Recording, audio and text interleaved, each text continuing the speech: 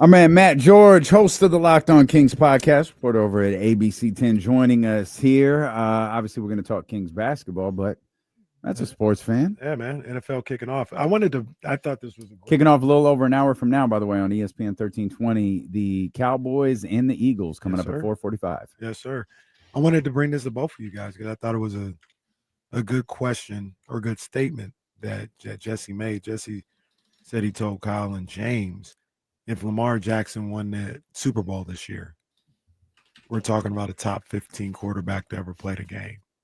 And I just went through this one list, like a CBS list, just to get point of reference. I think you could say top 10 if Lamar Jackson were to get a Super Bowl this year, because that's the one thing he's missing. He's a 2-time MVP or 3-time? Lamar? Yeah. 2. Last year would have been his third. 2-time MVP. Rushed for 1,000 yards, I think, twice in his career.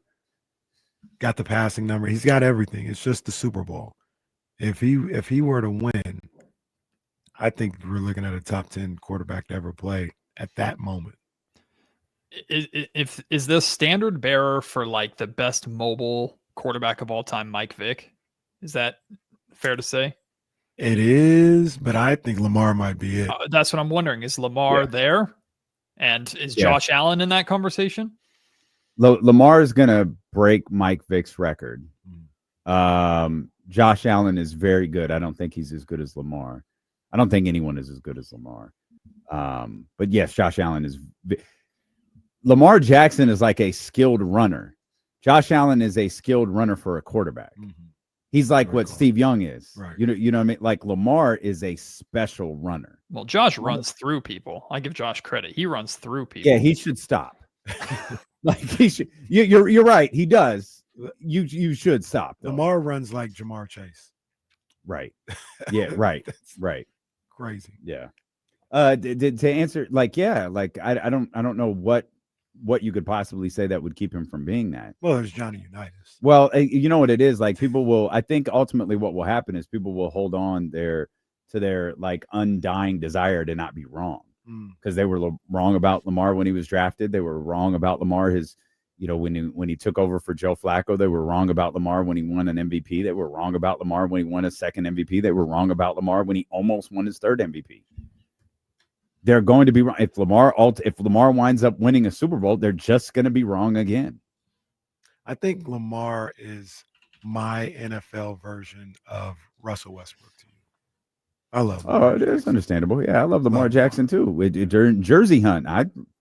I saw it was a Ravens jersey. It wasn't Lamar. I did think for a second, Lamar Jackson jersey, and then I left the store. Didn't get anything. But. Did you still love Lamar, Casey, on what was it, Christmas Day 2 years ago when what happened? Lamar. I was like, Lamar. That is the one, and it sounds crazy because Patrick Mahomes has beaten the Niners twice. So not that I wouldn't be afraid of him. Lamar is the quarterback I do not want to play. I don't know how you stop that guy, and specifically the Niners, because they have never been able to stop him. So, like when it was Chiefs Ravens a couple years ago in the AFC Championship game, I didn't want to face Patrick Mahomes. So I was like, I'd rather face him than Lamar. I don't want to play Lamar. It terrifies me. An update on the cornhole finale that is happening here at the big party at Odyssey. Kyle lost. Oh, no. So that means we have lost the services of Joe Brazil. It was a Joe Brazil on a pole match. And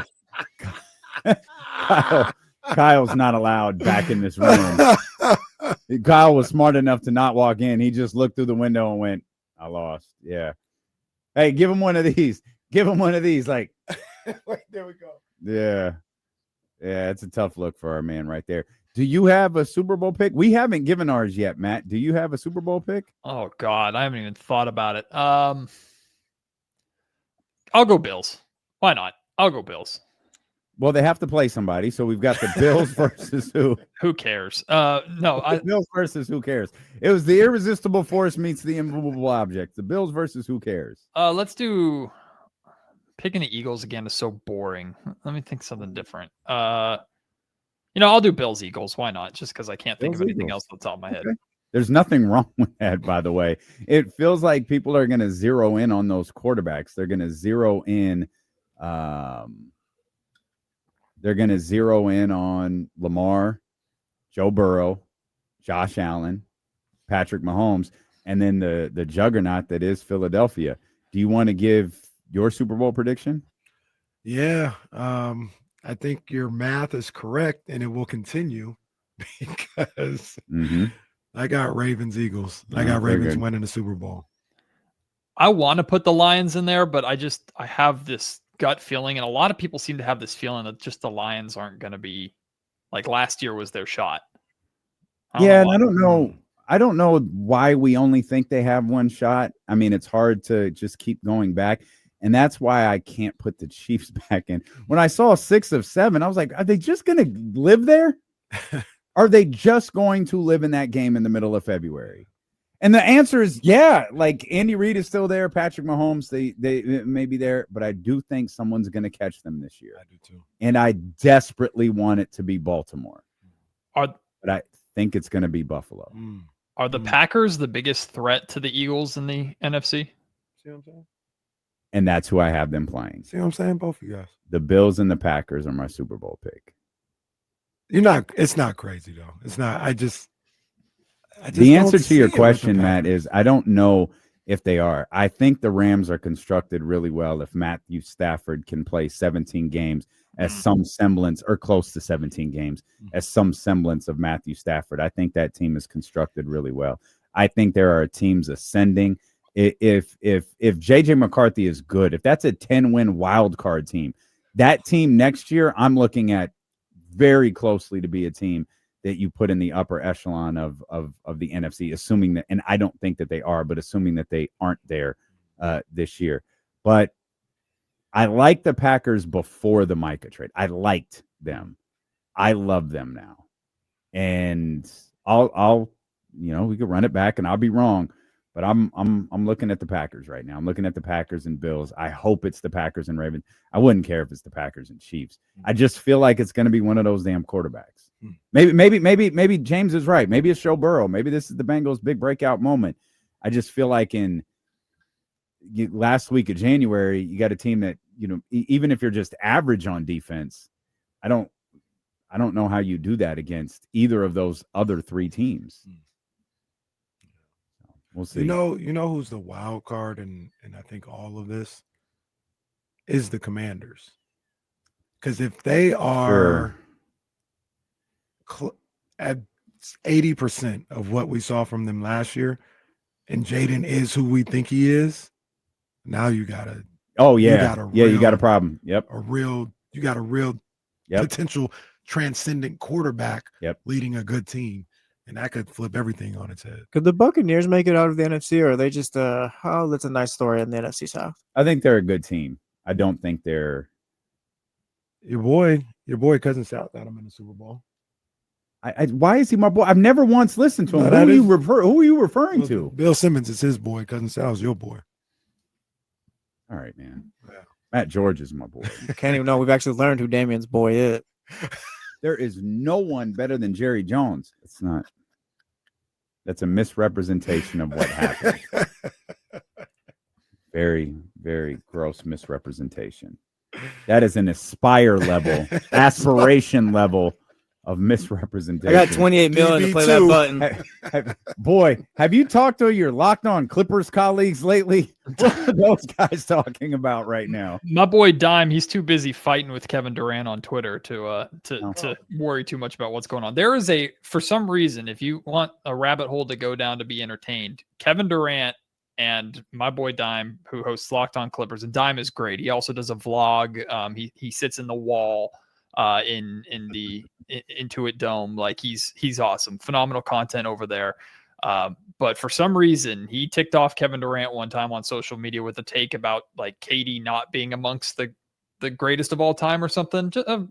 Just a take, and KD got wind of it, and they've been beefing for months since. So that's a good rabbit hole to go down. But I don't know, man. Dime bleeds Clippers blue and red. So I imagine he's going to immediately try and defend the franchise. And if I were a Clipper fan, I'd be looking at my draft stock and going, we literally cannot afford to lose 5+ first round draft picks, or we're not going to have a pick for 20 years. So let's make sure this is not a real thing. How do you think that plays out? Because I don't think the hammer comes down from Adam Silver. Like, I don't think that happens. There may be some discipline, but if you ask me for a prediction, I don't think anything ends up happening. But what do you think? Yeah, I think there's going to be a domino effect. If they were to prove this true and come down super hard on it, I feel there would be a domino effect around the league that would be pretty catastrophic. Isn't a good word, but pretty negative. Like, just every team getting a little scared or buttoning things up, because I'm not naive enough to think that there's not some level of this on a minor scale that goes on around the NBA, just like the whole concept of tampering, and you can't have conversations until free agency opens at midnight. Yeah, right. Like, we know conversations are happening long before that. So I think it's part of the business of what makes the NBA work. So Kings and Vivek Ranadive get better at cheating, I guess. But I don't think anything's going to end up coming of it. I think there seems to be enough loopholes or enough like wiggle room for the Clippers to probably wiggle their way out of it. And I don't know if Adam Silver in the NBA wants to open that can of worms of, if this is true and we acknowledge that it's true and punish it, again, the domino effect that would come from that. I agree. In other NBA news that literally no one cared about, Cam Thomas signed his qualifying offer today. I'm not sure why. Maybe it was a sign it or we'll revoke it and you'll have nothing. But Cam Thomas signed his qualifying offer. He was one of the three kind of bigger name restricted free agents we've talked about, Josh Giddey being the other one, and of course Jonathan Kaminga. Is this just it, Matt? Is this what's going to happen? All three guys wind up signing that qualifying offer and hope that business picks up next June? I don't care about the other two, but I sure hope so with Kaminga. Like, just for the chaos of it. If that's there's definitely a risk factor for Kaminga, but I mean, I guess there's a little bit of anti Warrior bias on my shoulder, but the chaos of Kaminga doing that and the severe ramifications that would have for the Warriors organization. Now, don't get me wrong, it could backfire and blow up in Kaminga's face too. There's a big risk element to that, but this is the scenario where Scott Perry months ago said that he didn't say it, but I'm essentially in these negotiations, the reason why he's comfortable saying I'm not including this, or my first offer is Saric and Devin Carter, find something better, or Malik Monk and find something better, is because he can put his feet up and go, all right, go down this road and I'll watch him accept this qualifying offer, pick up this qualifying offer, and then you're scrambling to figure out what to do. And I'll just sit here with a smile on my face and a bowl of popcorn in my hands and watch everything blow up, and then revisit a conversation with Kaminga next year in free agency if I have to. Right. So this is the Warrior. We've heard for months and talked for months. The Warriors hold the cards. The Warriors have the final say. But the one thing that they cannot control is what Jonathan Kaminga decides to do. And if Kaminga signs the qualifying offer, they lose every bit of control and leverage that they have. So the Kings are sitting there going, all right, you want to go down this route. We gave you a potential out. It's not the most exciting trade package for sure. Do you think it's a little bit insulting? Yeah, that first offer probably was kind of a little bit insulting, but at least it's something. You're getting very close to having nothing. So, hey, pressure's on. I kind of feel like Joe Lacob would rather walk away with nothing than to take what he deems to be a less than deal. I think so too. I kind of feel like that's where this is headed. He's like, well, forget it. We'll just lose the asset and move on about their lives.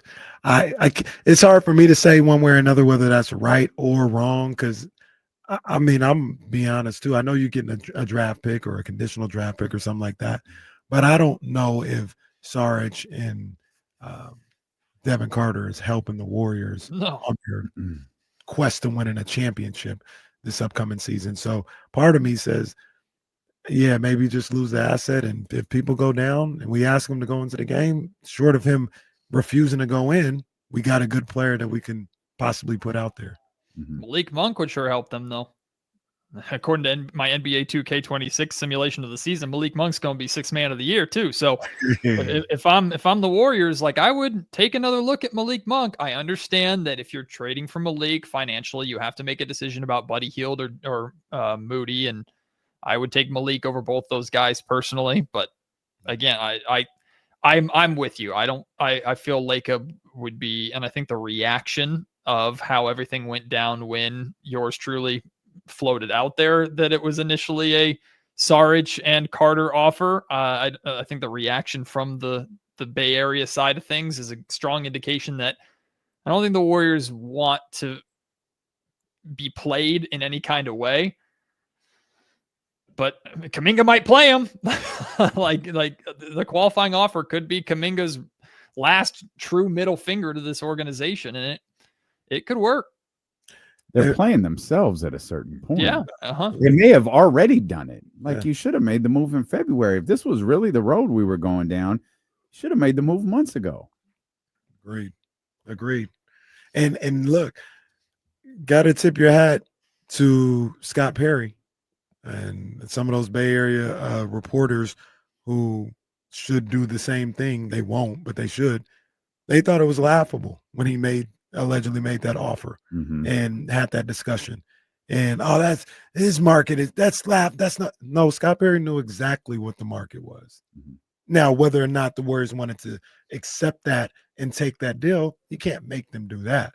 But the offer was at best Malik Monk. At best. Nobody else in the league was offering something like that. And he knew it before anybody when they thought he was crazy. He was right in that aspect.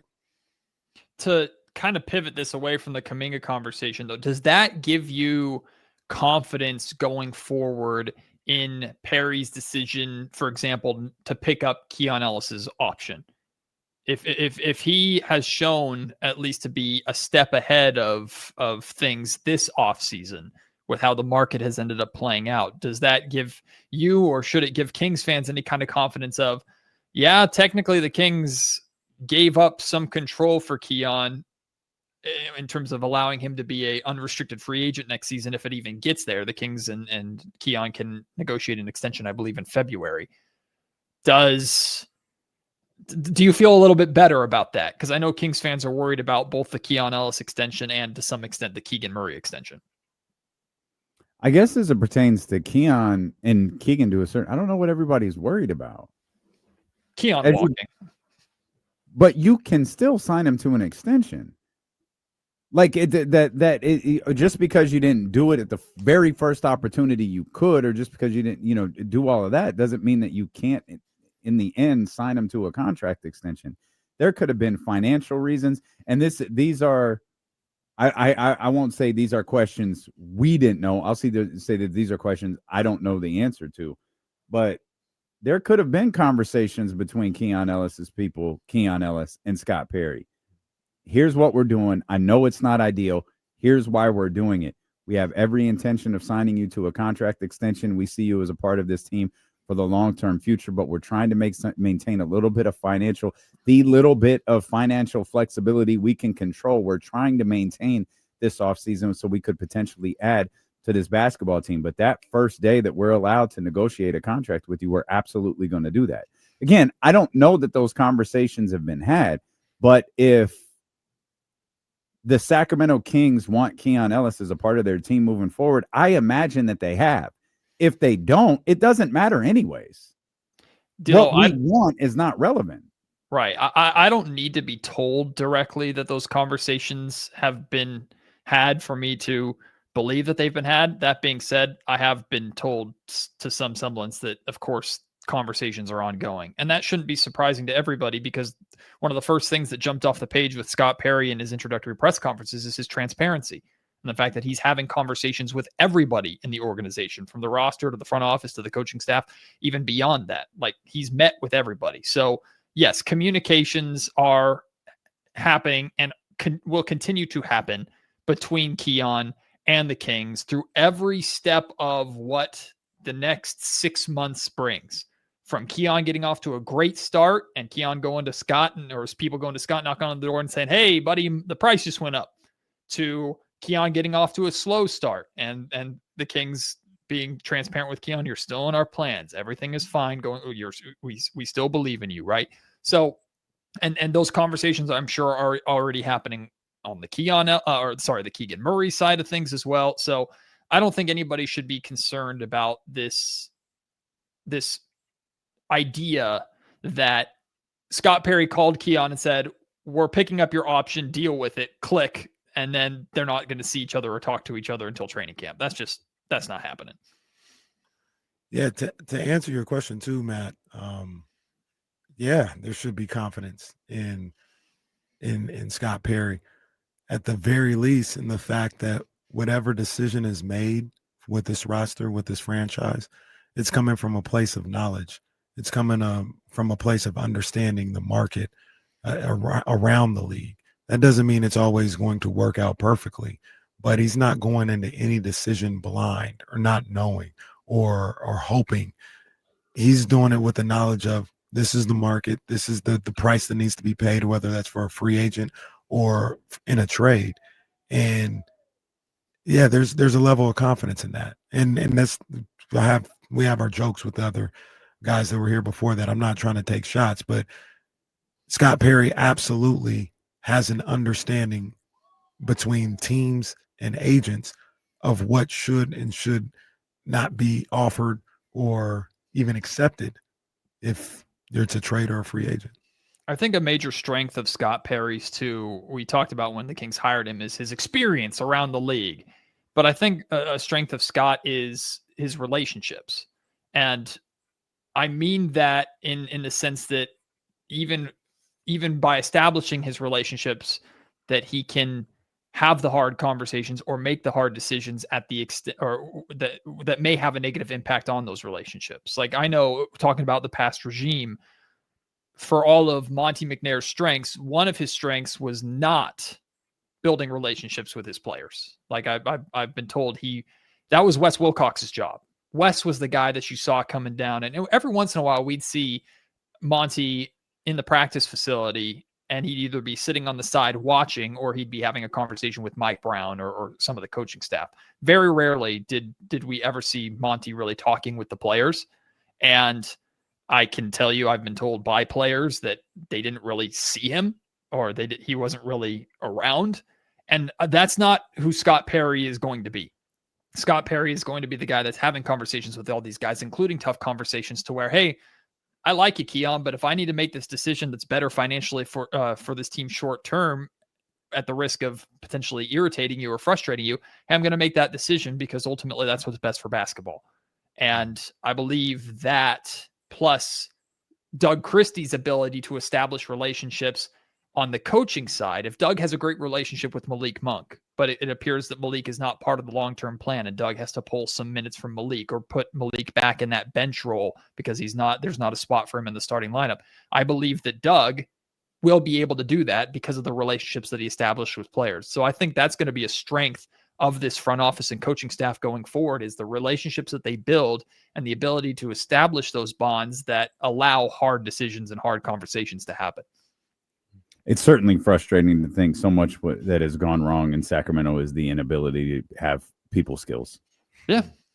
That was the complete lack of people skills. That was the foundation of last season. I mean, last season was a junior high. This organization turned into junior high school. There was drama. There were disconnections. There was discontent that led to the complete collapse of what we knew the Beam team to be. So maybe Perry and Doug can put those pieces back together.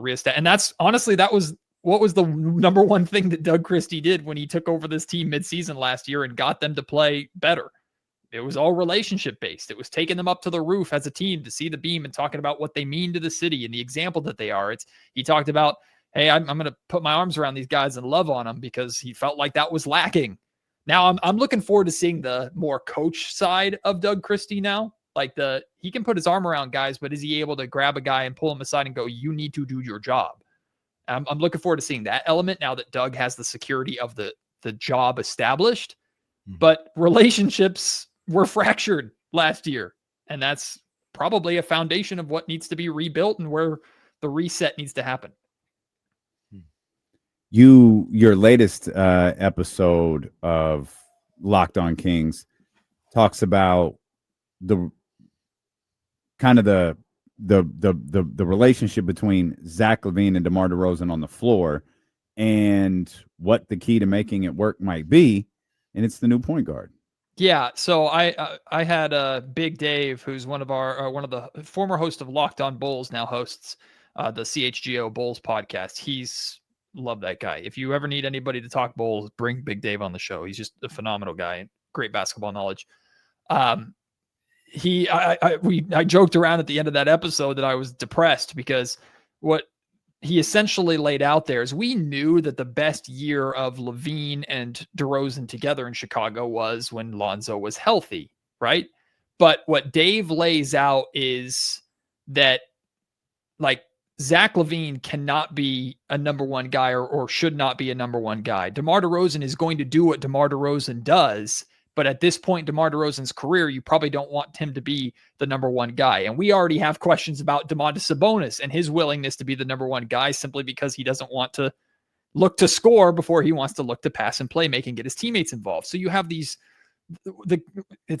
a negative term, but people are calling the mid three here in Sacramento. You have these three guys that are all number two options on really good teams, but finding the number one out of those three is challenging. And what Dave laid out is, look, the key to making them successful, the key to having DeMar DeRozan get his while not completely ball stopping and taking away from everybody else, the key to Zach LaVine being the offensive explosive player that he can be without the mistakes and without completely disappearing at times or going ice cold is a solid point guard.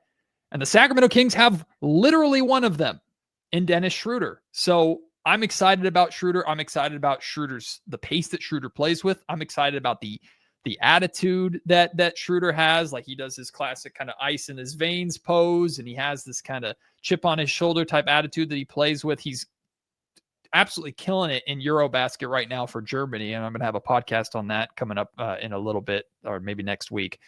But that's a lot to put on a point guard who has not been here before, who is stepping into this for the first time, who has also bounced around the league like a ping pong ball over the last 2-3 years. So there's going to be a lot of responsibility. The point guard position already has a tremendous amount of responsibility. There's going to be a lot on the shoulders of Dennis Schröder to kind of be the glue to make this work. And I left that conversation understanding that and really nervous by that. I don't want to steal too much of your thunder for the podcast, but I was about to ask you, how much stock do you put into the way he's been playing in Eurobasket? Because, he's had some really good stat lines. He's, been a floor general like he has been for Germany for the past 3-4 years or something like that. How much stock do you put into being able to translate that into being a floor general for the Sacramento Kings? I think it's just dismissive to say it doesn't matter. Like, it absolutely does. And I think where I'm hoping the most, KC, is that, okay, now he'll hit the ground running, right?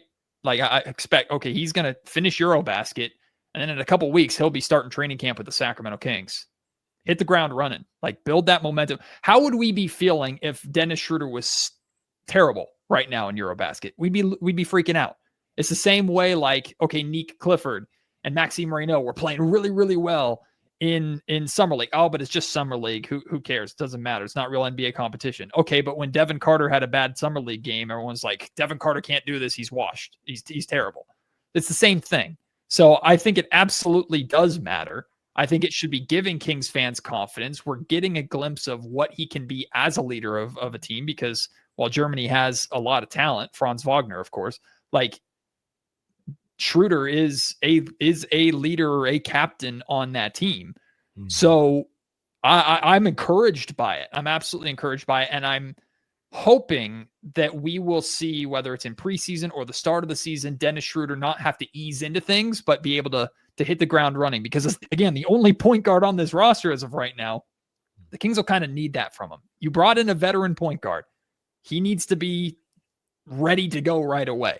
He can't ease into the season the same way Nick Clifford has to ease into the season, or maybe even Keegan Murray has to ease into the season. No, the Kings need Dennis Schröder as their starting point guard to hit the ground running, and I hope Eurobasket will help with that.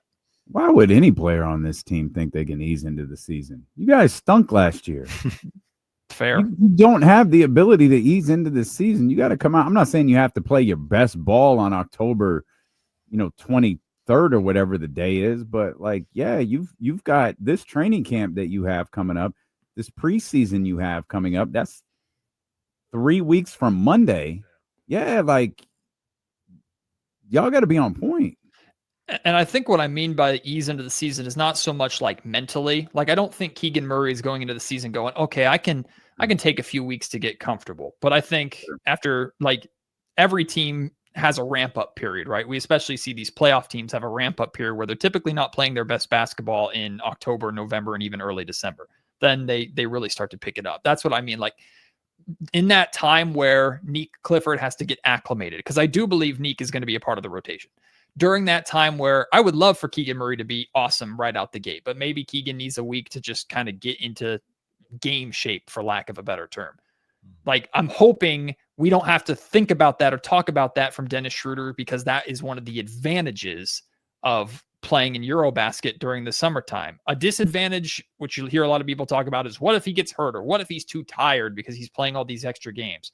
Well, there's no cold start to the season for Dennis Schröder. He's very much warm. He's been playing basketball, so he can hopefully just go right in. Matt, before you get out of here, do you want to pour one out for our boy Trey Lyles? Oh, man. May he enjoy Spain and have a great time over there. Solid king. I really enjoyed covering Trey's time here in Sacramento. I think the last 2 years for Trey were extremely inconsistent, not just with his playing time, but with the poor guy's health. I mean, he had so much momentum coming out of the Beam Team 1 year. And he talked about how this is where he wants to be. And he said in his exit interviews, like, I don't want to be anywhere else. I want to re-sign to stay here in Sacramento. And I know he was close with a number of guys on that team. He starts that next season, and remember, gets injured in training camp, I believe, and is out, and then is back and forth in and out of the lineup over that year. And then last year in training camp, he was hurt in training camp again. So just nagging injuries, I think, stopped him from building any sort of consistency, rhythm, or momentum with the team the same way he established Beam Team 1. And on paper, he was a great fit for what the Sacramento Kings were trying to do off the bench. So I think he's a good player. I'm excited to see. Hopefully he has success over there with Real Madrid in Spain. I do believe that Trey Lyles is a better player than some of the guys that are on this roster right now. Like, I'd take Trey Lyles over Dario Saric. I'd take Trey Lyles over Doug McDermott. But that's the tough thing about the market. Like, Trey Lyles is an NBA player. I also don't think, like, I don't know if Trey wanted to still be here, though. I think Trey was ready to kind of move on. And again, join the club, pal. I know Trey was close with many of the guys who are no longer here. Let's put it that way. So I think he was ready. And Scott Perry talks about volunteers, not hostages. So I think that's probably why there was never a talk of them coming back. Get ready to learn Spanish, buddy. NBA is the coldest offseason in history. It is, man. Trey Lyles is absolutely an NBA player. With Matt, he's better than some of the people on the team right now. I'd like to have the Warriors are like, I'd trade for Trey Lyles. Like, yeah. If Trey Lyles were healthy, would you still play him? And he was still on the team. Would you still play him as like your backup 4 or 5 right now over Isaac Jones? Or would you give? Yes. Yeah. I think Isaac Jones is going to get that shot. Well, and maybe given the circumstances too, maybe they don't feel like that's that big of a deal. Yeah. Like Trey, when he's like there, I think Trey does a lot of things well. Maybe they feel like Isaac Jones can do those same things. Or maybe it's just a situation of we just can't. Yeah. Maybe whether we're holding on to this Kaminga thing or not, like we just can't. So also having Trey Lyles here, it was a 39-win team. I'm not 40-win team. I'm not suggesting it was what was it, 39 or 40? 40. I'm not suggesting that's Trey Lyles' fault at all. Right. I'm just saying, like, it's not like, oh man, crap. Well, there goes 5 wins. It's not. Who's going to put Brooke Lopez in a chokehold now? That's what I want to know. That's his most iconic Kings moment. That's a great question. Somebody had Dario Saric, we're looking at you, buddy. Somebody had aspiration to go do it. He's a Clipper now. Yeah. Z Levine Aspire LLC. It's football, baby. We've got Cowboys. We've got Eagles. We got kickoff. We've got coverage coming your way in less than 1 hour. We will be here to cover it all tomorrow and discuss the first full weekend of NFL action. We're so happy that the season begins tonight. We're so happy to cover it for you tomorrow, beginning at 10 a.m. with the Insiders on Sacramento Sports Leader, ESPN 1320. Vamos, Fabletics.